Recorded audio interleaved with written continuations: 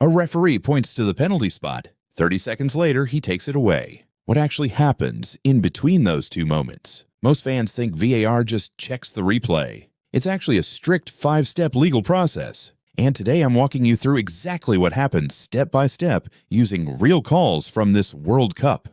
Step 1. And this is the part everyone forgets. The referee's on-field decision always comes first. VAR isn't allowed to just overrule a judgment call it personally disagrees with.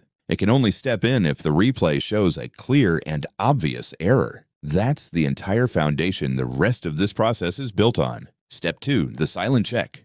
On every single penalty situation, the VAR team is already reviewing camera angles in the background before anyone even asks. Take England versus Mexico this tournament. Harry Kane appeared to clear the ball off a Mexico player's boot inside his own box. VAR checked it instantly, confirmed there was no penalty, and play continued. No monitor, no delay, no drama. Most reviews end right here at Step 2, and you never even notice they happened. Step 3 is escalation.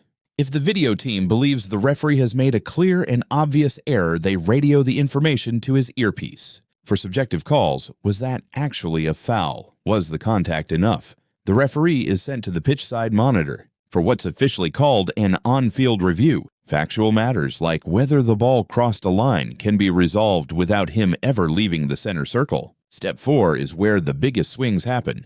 Against Qatar, Canada were originally given a penalty and the defender a yellow card. VAR sent the referee to the monitor, and he didn't just cancel the penalty, he reclassified the entire incident. Free kick outside the box and a red card instead of yellow. Because replay showed the foul happened outside the penalty area completely. VAR doesn't just confirm or deny, it can rebuild the whole decision from scratch. And Step 5 is the one that shocks fans most. VAR's review window isn't limited to the immediate incident. Against Argentina, Egypt had a goal disallowed after VAR traced the buildup back almost a full minute to an earlier offense. If there's a broken link anywhere in the chain leading to that penalty or that goal, VAR can go back and find it. Here's the scale we're talking about.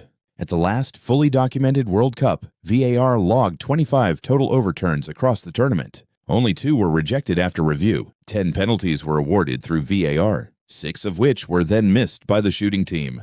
1 was canceled for offside in the buildup. 1 led to a full retake for goalkeeper encroachment. And 2 penalty appeals were formally rejected after review confirmed the referee's original no call. This isn't a system reversing decisions randomly. It's a 5-step legal filter, and most of the time, it confirms the referee was right all along. So next time you see a referee jog to that screen, you're not watching a coin flip.